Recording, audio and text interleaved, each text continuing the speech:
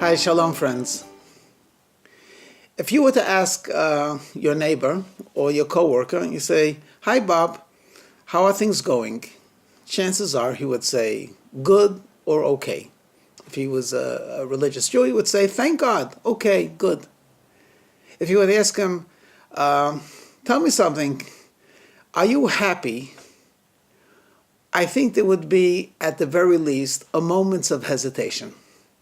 And you might get a response like, "I suppose so," or "I don't know," or "I got to think about it."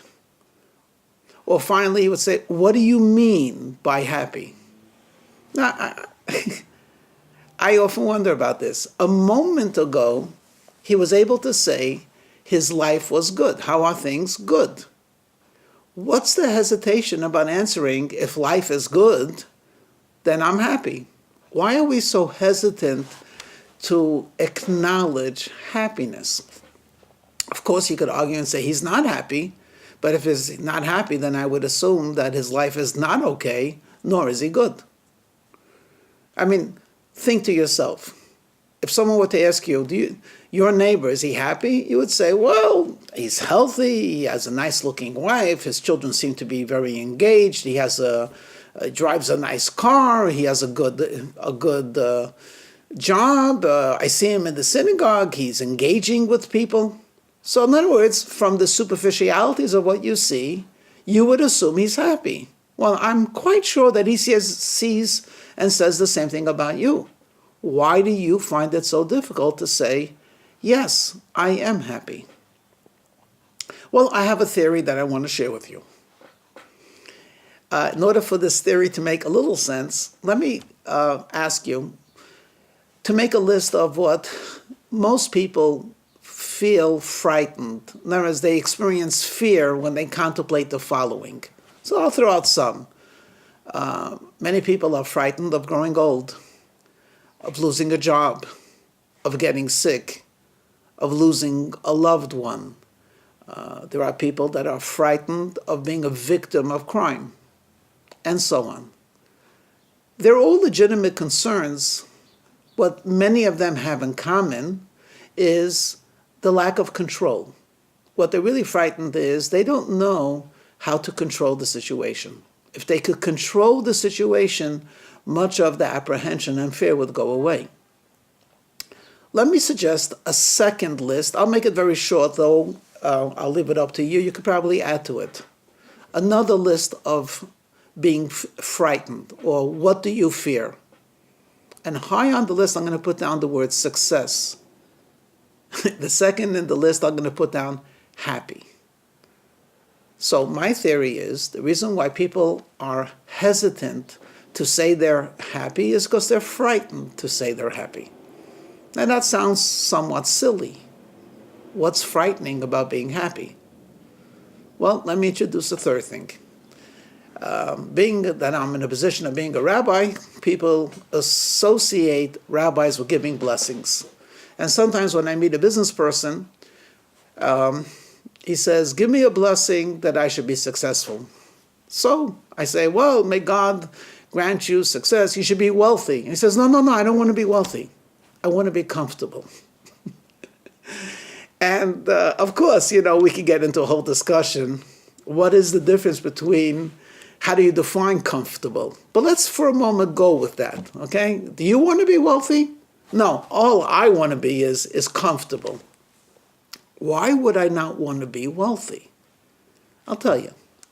You see, if you're wealthy, you're locked into a certain way of living. If you're wealthy, you cannot travel economy. What is a wealthy man doing packed in like a sardine? If you're wealthy, you should not be eating at McDonald's. You have to go to fancy restaurants. If you're wealthy, you just can't drive a beat-up car. And you know something? Being wealthy demands a certain lifestyle, a certain way you position yourself, a certain attitude, even an arrogance. And a lot of people are frightened. They don't want to be wealthy. Why? because they don't want to be locked into that. Comfortable means I could choose where to eat, what to wear, where to go, how to act. And you can't tell me you can't act like that way. But wealthy? You can't give a $10 check to charity if you are wealthy. You should be giving more. It's expected and indeed demanded. I want to suggest a similar issue is with happiness. If you're happy, then you're locked into a framework. I want to ask you a question. How do happy people act? Happy? Well, okay. How do happy people that act happy, how do they act? I'll tell you, they engage in life.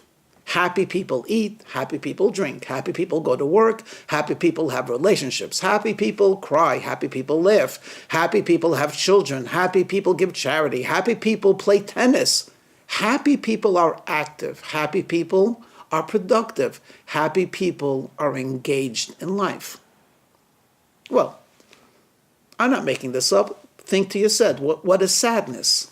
A person who's sad.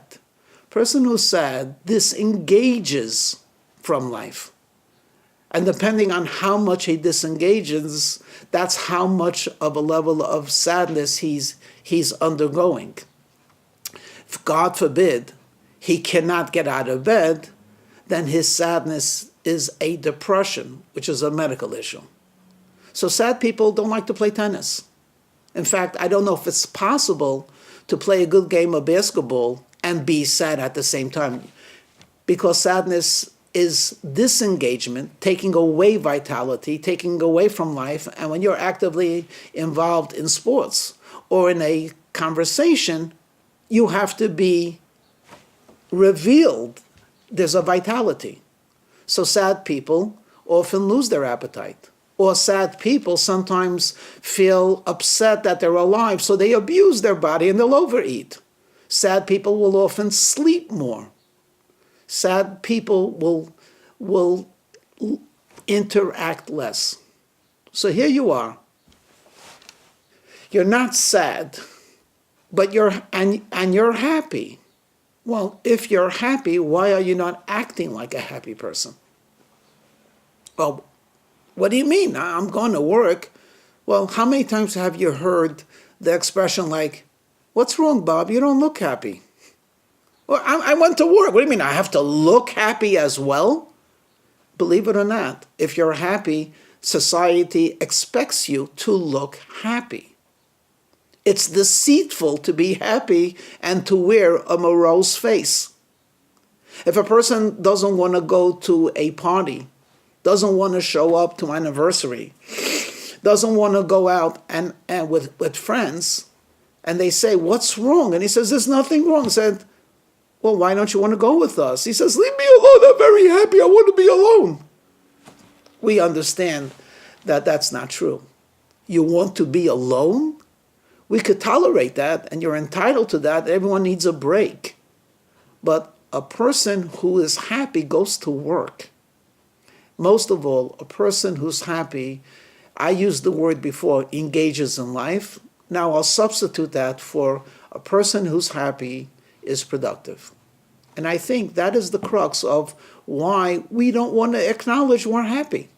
Because if we acknowledge we're happy, then we say to ourselves, why am I wasting time? Why am I not doing what I should be doing and what indeed I want to do? It's so much easier to say, I didn't do my job because I was sad. I didn't show up because I was sad. I didn't respond to your phone call or email because I was sad. Because if you are happy, why didn't you respond? You're obligated to respond. You want to respond. I want a dialogue. I want a relationship. I want an interaction. I want life to meet life. So according to my theory, many of us are actually happy but refuse to acknowledge it because we don't want to accept the responsibility of being happy. Okay, so I have this elegant theory. Do I have a solution? A partial solution. The first thing is quite simple, though challenging, but it is simple. And that is, you act productive, you act happy, you engage in life, even if you think you're not ready for it. So if you put on a facade and you smile at people, if you go to work, if you take care of your children, if you make the appropriate phone calls, if you're acting happy, then it's one or two things. Either you truly are happy, or alternatively, who cares?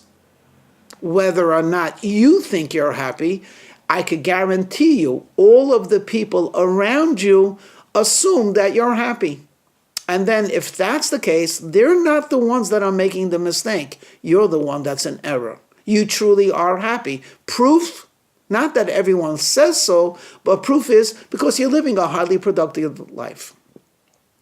There's, of course, a second thought that I could share with you, which is also simple, but not as easy. And that is to accept the reality that happiness actually comes with effort. When God created Adam and Eve, a perfect couple in a perfect world, and they were told to go into a perfect garden, if you open up the Bible, you will see God tells them, and you are to go into this garden to work and preserve it. You're thinking to yourself, work? You hear the word work. Oh, that's not happiness. Happiness is vacation, not working. P.S. I believe that the happiness of a vacation is really not the vacation at all. It's the legitimate excuse for you not to do anything. Essentially, you could have that same type of vacation at home, but you would feel guilty. I should be doing something. So the change of location can often give you the legitimacy that you're looking for. So you could vacation at home and allow yourself to enjoy it, because we all do need breaks occasionally.